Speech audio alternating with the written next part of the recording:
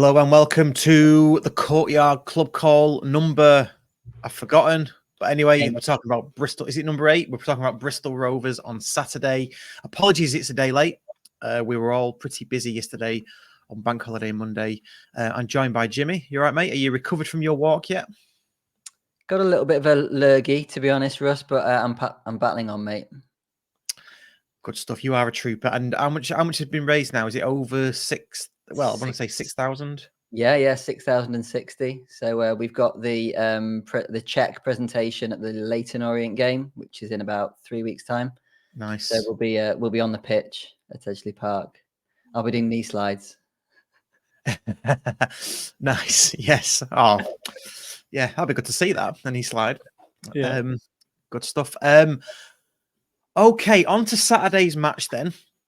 Bristol Rovers, arguably touted as the biggest test that we've had since this season, really, considering we've had Cambridge. I think Blackpool was probably a bigger test than Cambridge, but the feeling was around the place that Bristol Rovers on Saturday would be a bigger test, and I'm sure there'll be bigger tests to come as we go through the season. But in terms of the match and the lineup, then let's just go through the lineup. Let me just bring that up. So we started with a dying net, Mingy, Horsfall, Pye, Torre at the back, Norwood Camps in midfield, Barry, Collar, Diamond as that sort of three-pronged attack, if you like, and then Wootton up front. I guess the question is, and I probably know your answer to this, Jimmy, any surprises? Yeah, well, obviously Lewis Bate being injured, it was alluded to by Dave in his pre-match. I don't think anybody knew that it was Bate that he was talking about. But what a player to bring in as a replacement for him. I was disappointed, obviously disappointed, because Lewis Bate has been brilliant the first sort of 2-3 games in pre-season as well. And being a left footer as well, he just gives you a slightly different dynamic. And I wasn't quite sure how Norwood would do after watching him in the Blackburn pre-season game. So I was at that game. And whilst he looked tidy, I didn't think he set the world on fire. But yeah, he obviously filled in more than well enough for Bate in this match. Yes, and we'll come on to that shortly. Let's just run through the first half stats then. I think that's the only, that's just to cap that off. That's the only surprise really, wasn't it? That there was an injury to Bate. And what a replacement to come in into the first half then. If we just look at the stats, 58 possession, ball possession, 0.87 expected goals to their 0.27, 10 shots to their 5, 4 on target to their 2. So we got one big chance. I'm wondering if that is the Louis Barry chance, or could we pick out another chance that maybe is better XG, because it was a great goal from Barry, and I guess we'll talk about that. Mm-hmm. And we outpassed them. We had more corners. So the first half, all in all, pretty decent performance. I must admit, I'm struggling to remember it now because it feels like a long time ago, because we're not doing this on a Monday. Yeah, I just watched the highlights this morning, and I know we had a bit of chat on the group about the first half. It was funny because I was the only one of us who was watching it on TV because I still wasn't feeling well. And I was quite pessimistic or quite negative about the first half. I said, not the greatest of first halves, but you guys in the ground seemed to think it was fine and it was okay. But it was interesting that Dave did sort of say that he was a bit disappointed with the first half, and I think we were just sloppy. I mean, from what I was watching on telly, balls were going astray that shouldn't be going astray, like decisions were maybe not being correctly made. But having said that, we did create a few chances. Jack Diamond had a shot on his left foot after 10 minutes, went into the side netting. We had, so Carl Wootton had a shot after a long ball up to him. You obviously had the Barry chance where Wootton did a back heel to him and the keeper made a save. And then Diamond had the shot that was cleared off the line. That was probably the one big chance. So on 41 minutes, Diamond brought the ball onto his right foot. He sort of dragged it across the keeper, and there was a defender, maybe a yard off the line, and he just scuffed it away, and Wootton then tried to put it in. So when you look at the chances, and especially the highlights, we definitely dominated. But I felt slightly uneasy after the first half, and I thought Bristol was still in it. And we were being found out a little bit on corners as well. They had a couple of really good chances, good headed chances where they managed to block off our defenders. One guy had a free header and Adai tipped it over. But yeah, first half pretty even. But I think, well, let's talk about the second, because that's where things actually happened, isn't it, Russ? Yeah, well, I mean, let's stick with the first for now, just to pick up on some of the points that you made there. And I just want to throw some stats and sort of embellish it with stats, really. So you mentioned about Diamond and his shot across. Yeah, I mean, he did he did do that, and then I think Wotton picked up on the rebound. Wotton's rebound effort there is actually 0.35 in terms of XG. Now I know whether you go for XG or not, I quite like it, because it does tell an extra bit to the story. The Barry goal itself was actually 0.05 XG. So obviously watching it on telly or whether you're in the ground, yeah, I think you do get a bit of a different flavour as to how you perceive the match. And when you're in there, that's why you go to live events. You're more sort of, I don't know, you're sort of almost more bought in, aren't you? So I think can it's see. difficult. I think it's difficult when the chance happens at the railway end as well, because Yes. obviously when we're in the Cheadle end, we see a bit of like a melee and bodies flying around, but you don't know how close it is to the goal. You don't know quite what's going on, and it either goes in or it doesn't it? Whereas when it's at the Cheadle end, and we're obviously all sitting in the Cheadle end, you get a far better sort of view of what's going on. Yeah, you do, and that's why we love it when obviously we shoot towards a Cheadle end in the second half, because we like to almost suck that ball in, don't we? Yeah, what I was going to say is Barry scores in the first half on 39 minutes with I wouldn't call it speculative effort, but that's just the quality. That's the difference in quality. So although Bristol Rovers came at us in the first 5-10 minutes, and I did have some good chances, I think you mentioned it before, quite even in that first half, the difference is Louis Barry, isn't it? Yeah, I mean, when you actually see the shot as well, though, I was amazed that the defender didn't just Yeah. hurl himself at the ball. Yeah. He'd already made a mistake with the header. He just sort of like looped it up. And once again, Adai is, I think his long play. I mean, we talk a lot about plays it well around the back. I think he pings a better ball out to the fullbacks as well than Ben does. Ben tends to pass it a little bit slowly, whereas Adai will absolutely ping it to whoever it is. But those long balls are causing a few more problems. I don't know whether it's the trajectory that he gets on it, although some of them are a little bit high, I noticed, against Bristol. He tends to kick it a bit lower, which gives Wotton a bit of a better chance to get in front of the defender. Anyway, so the defender messes up, doesn't he? Just like lobs it up into the air. The ball then bounces on the edge of the area. It bounces high as well. And he can just chuck himself at that. Even if he gives a free kick away, it's outside of the box. It's not going to be a penalty. He just stands off Barry, doesn't he? Who just thinks, I'll have that, and smashes it into the net. Yeah. I was surprised that he didn't go and charge it down. I don't know, but maybe that's a mentality thing on their part, or that particular player's part, that he doesn't want to get injured so early on in the season, or I don't know. I was surprised at that. I was surprised at how much time he got on the edge of the box to let it drop, and then but once he's connected with it, I mean, I'm starting to think there's only one outcome when Barry gets these chances now, which is a nice thing to say. Yeah, it's not like he peppers the goal, is it? I mean, he's had maybe, I'm guessing here, maybe 3 shots in the whole game, and only maybe 1 cleanly struck, I would say. I mean, just going back to the Blackpool game, listening to your podcast on Wednesday, and spot on, the keeper should have saved his goal. It was straight down him. Okay, you could argue beaten for power, and that's one thing that I would say about all our players this season. When they're getting their shots off, generally speaking, it's with a lot of power, whether it's the Fevrier one at Blackpool, whether it was the Tanto one at Blackpool.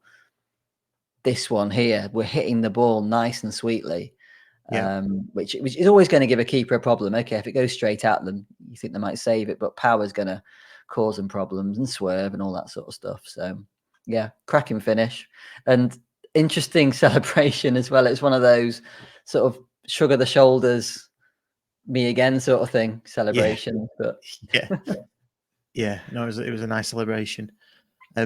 Okay, into the second half then. Again, I'll just throw some stats out. So 64% possession, 1.48 expected goals for us, as opposed to 0.87. So, a few more chances, 9 shots in total, 5 on target. So clearly getting that XG up there. And then passing was a lot better in the second half. That comes through on the stats as well. So 174 passes at 78% accuracy in the first half. 233 and 84% in the second half. Did you notice that on the tally, that we maybe are being a bit more looking after the ball a bit more? I thought Norwood really came into the game second half. Him and Camps played superbly well. I think we also managed to pass the ball a little bit round at the back a bit more than maybe we had done in the first half. Their press didn't seem to be as strong or as bothered. It almost seemed like that going 1-0 down, they didn't really believe that they could get back into the game, I thought. So I think a lot of it was, it was down to Horsfall and Pye playing the ball quite nicely, and Norwood, he's just left foot, right foot. I mean, I know John made a big thing on the post match when he was talking to Callum Camps. I think he asked Dave as well. He said, "Is he left or right footed?" He's obviously right footed, because that's the balls that he was, or the foot he was using to ping out the crossfield passes that he was doing. But yeah, left foot, right foot, little balls around the corner. And just knitting stuff together. I've got a friend at work who's a Sheffield United fan and season ticket holder. And when I said to him that we'd Sam Norwood, he couldn't believe it. He could not. He was like, "How the hell have you got him?" I was like, "Well, he's a bit old, isn't he?" And he said, "But this guy he's really, really good." And he couldn't believe that he dropped down to League One. So I think we are very, very, very lucky to have him, and I can't wait to see him knitting together. And I know people have been saying, "Oh yeah, but we got Camps and Bate," but I'm going to keep on banging this drum, Russ, and you can't rely on 11 players to get you through a season. No. You can't say, okay, well, these are our first 2 choice midfielders, so they're going to play 50 games. The only way that we're going to achieve what we want to achieve is by sensibly rotating, give players a rest. They get all these stats these days on how players are doing physically. If you need to drop Camps for a game and give him a couple of weeks rest, do it. You can do when you've got the squad that we've got. And it's so exciting, because a lot of the teams that all the teams that we've played so far, can you remember a substitute coming on and making a difference for any of the opposition that we've played? No. Well, no one scored against us, so it's quite difficult to see that. Yeah. But you just look at our bench, and I know that you like wax lyrical about Fevrier, and the guy he's dynamite when he comes off the bench, and you think, yeah, if Diamond doesn't start scoring soon, Fevrier is probably going to get in front of him soon. Yeah, and that's what it'll come down to, won't it? Either not sort of contributing with stats, hard facts and stats, or they need to be rested, and that'll be based on stats and facts as well, won't it? I guess from the data, because they wear these they wear the heart rate monitors and all that kind of stuff now, don't they, in the GPS units? So yeah, I can see it happening, and that's the beauty of it, isn't it? I mean, my friend Edgy turned to me halfway through the second half and basically went, "Have you ever known us to have a squad this good?" And I'm like, "No, never. Not even 90." And we've said it before on the pod, not even 96, 97 did we have the strength in depth that we've got. And to bring someone like Norwood in, who, okay, he loved the diag, didn't he? He's pinging that ball over to the diag, yeah. But, I mean, 1 or 2 didn't get through, but the other 15 did. Do you know what I mean? He was so, and not just that as well. If you think, I think Diamond picked up on a couple, but Fevs, when he came on, there was no sort of second touch needed from it for Fevs. His first touch either stopped it dead or it laid it out in front of him, and that's the quality we've got now, and it's just so good to see that level of quality that we've got in the squad. And I've always said that the top of this division is where it starts to get interesting in terms of the quality of football. Top of this division and above, you start getting into, this is, better than any sort of first or second division in any country and in the world, I would say. But yeah. I mean, our defence hasn't really been tested yet against sort of No. pace. I mean, none of the teams that we've played have had any pace about them, so we'll see how that goes. But just going back to the Diamond Fevrier thing, I think the other thing that we haven't been blessed with over the years is multiple people that can take set pieces. So obviously, we started this season with Bate as a left footer and Diamond with a right footer. But then you've now got Norwood as a right footer as well, who can take set pieces. So between those three players, if you've got two of them on the pitch, hopefully Bate will be one of them. You got all things covered, haven't you? Yeah, definitely. I noticed Norwood was taking the corners, wasn't he? Certainly in the second half at the Cheadle end. Yeah.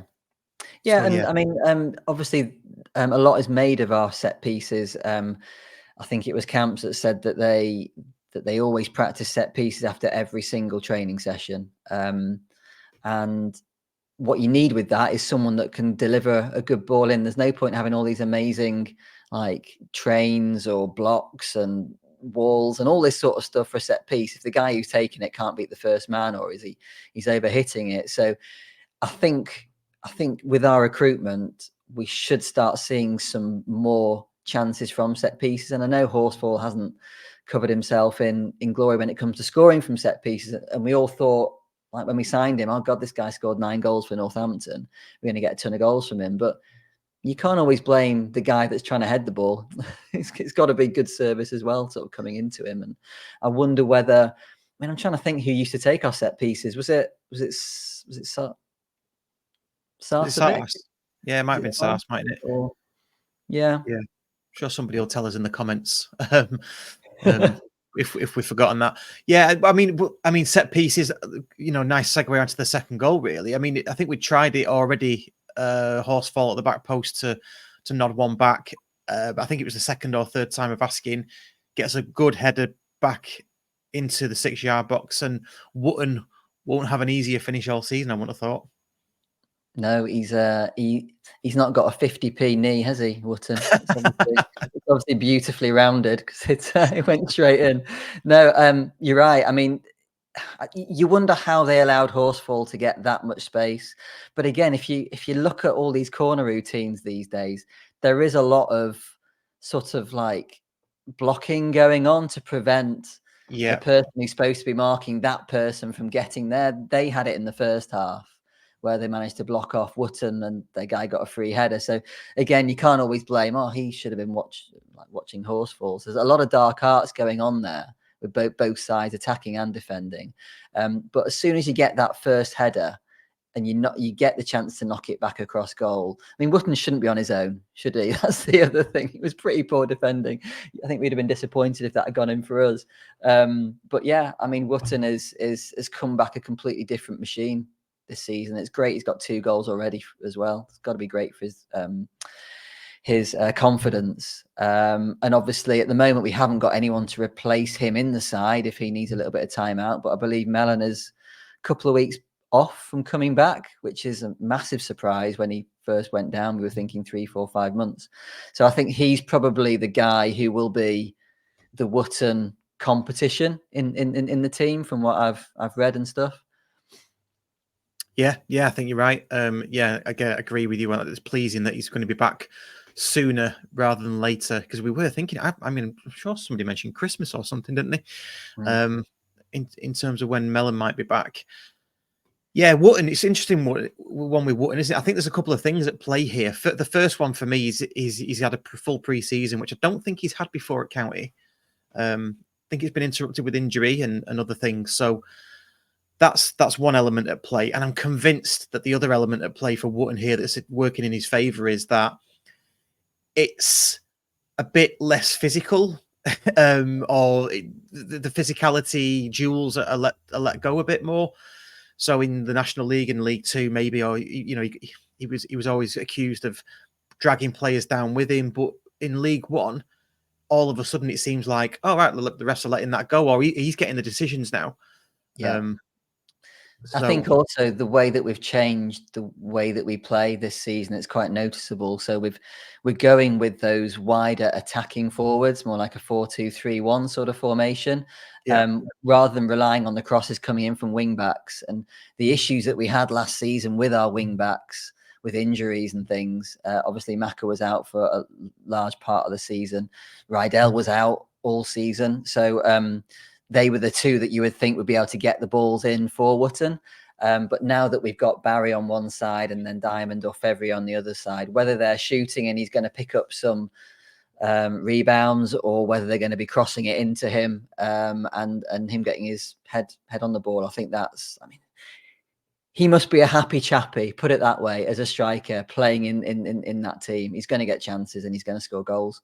yeah, absolutely, absolutely. And he's not bad with his head or his feet, is he? So That's a good point as well, because on a couple of occasions in that game, just little fast feet that he had, just to sort of bring the ball away from a defender, then lay it off, and that is the mark of someone who's confident. You don't do that. You don't try little flicks, and you don't try little back heels and sort of fast feet if you're someone that's not confident. So yeah, it's great. Yeah, yeah, absolutely. On to man of the match then. Now we've dissected the sort of the goals. So it's interesting. I don't know. I mean, I gave it to Wootton in the match myself. I forget who. I think Wootton got the sponsors man of the match as well, if I'm right in thinking. Wootton got sponsors and Norwood got the fans man of the match from the little WhatsApp group vote. That's right. Thing. Yeah. Fort Mob gives it to Horsefall. You sort of wonder whether he's a central defender, he's scored a goal, and they've kept a clean sheet. Yeah. You can't argue with those three things that I've just said. And both him and Pye, I mean, let's face it, we've played 3 games, not conceded any goals, and they have been brilliant. Even if it's last-ditch tackles that they had to do in the Blackpool game, limiting the actual shots coming through to Adai. I can't think of any shot that Adai has saved that you think, yeah, that was a worldie, or yeah, his defense let him down there. He's really had to pull one out. So I think the fact that Horsefall and Pye are keeping these clean sheets is testament to, well, those two really. And I think Pye is going to go higher. Oh, we've said this loads of times. Yeah. Pye is definitely going to go higher unless we can go with him. Yeah, absolutely is. Absolutely is. Anybody sort of disappoint you on Saturday from what you saw? I mean, it's hard to be swayed when I've got a Fort Mob in front of me now, and Collar's been given the lowest score, a 6.6. But I think he runs tirelessly for the team, and he's part of that really important sort of forward press that we do. And although maybe he didn't get enough shots off, I mean, he did have one shot on goal when he sort of linked up with Wootton, and he sort of forced their keeper in the first half, I think, to make it was the second half. I'm just looking now to make a good low save to the keeper's left. But I think because he doesn't tie the game quite as well as the 2 midfielders behind him, he gets ignored a little bit. But again, Fiorini's going to be coming back, and if Collar for whatever reason isn't able to affect the game ahead of him, then he's got Fiorini behind him. For what it's worth, I think Collar does play a really, really important part in that team, and I think Fiorini would have to do quite a lot to dislodge him as it stands at the moment. Yeah, definitely. I was surprised when I saw the Fort Mob score for Collar. I didn't think. Yeah, I thought he was above a 7 again. You know, in terms of the Fort Mob ratings, I didn't see anybody in particular that had a particularly bad game. Okay, there was some grumblings with Torre because I don't know what it was. Was it he kept on checking again and coming back? First half, his decision making wasn't great either. I don't think. He really does rely on Barry staying on that left-hand side. And I think when Barry does come inside, which he started doing a little bit in that game, it isolates Torre a little bit. And he's got less options to pass it forward, which is why he then has to come back, because Barry's gone on to a little marauding type of role, a little bit more central. So his performances are definitely going to be defined by where Barry plays within the game, I think. Yeah, definitely. I mean, just to counter that as well, or maybe not counter it, but to back Torre up. If he can't go forward with it, then the next best option is to retain possession, and he does that. Yeah, I think very rare. It was very rare on Saturday that he lost the ball because there was nobody in front of him. He didn't just give it away; he came back. So, in a lot of cases, that's the right decision, isn't it?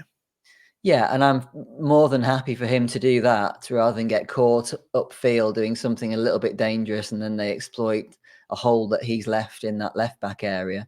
I think the front four that we have and the ability to rotate them around by bringing people like Fevre off the bench as well, I'm more than happy to have a solid sort of goalkeeper and 6 in front of him and then let those other 4 get on with it, possibly being assisted every now and then by one of the midfielders. I think that is the way that Dave wants us to play. He doesn't like conceding goals. He likes us to be compact. He likes us to be solid. He likes to control the game. And I think he will be telling Torre, don't bomb forward. We need you in that position. And he's solid. You can't argue against that. He is solid. Yeah, absolutely. And EFL Team of the Year as well. So you can't really grumble at the moment. On to as well. Say again. And they spelled his name right as well. So yes, also a positive. On to the ref then. Paul Howard dished out 3 yellow cards all to Bristol Rovers in the ground. I mean, it's easy when you're winning because you don't really pay attention to the ref. There's nothing really to moan about. I didn't notice the ref, I'll be honest with you. No, there were no contentious decisions. There were no penalty calls that he could have got right or wrong. I think they were a little bit more physical than us. So maybe, yeah, they probably deserve the 3 yellow cards. Agree with you, mate. A referee's performance is always good when you don't really notice him. Yeah, absolutely. Absolutely. Right. So that's 3 wins out of 3. Who'd have thunk it coming into League One as a county fan? And then on to Mansfield on Saturday. So we will be back tomorrow with the live show on Wednesday evening.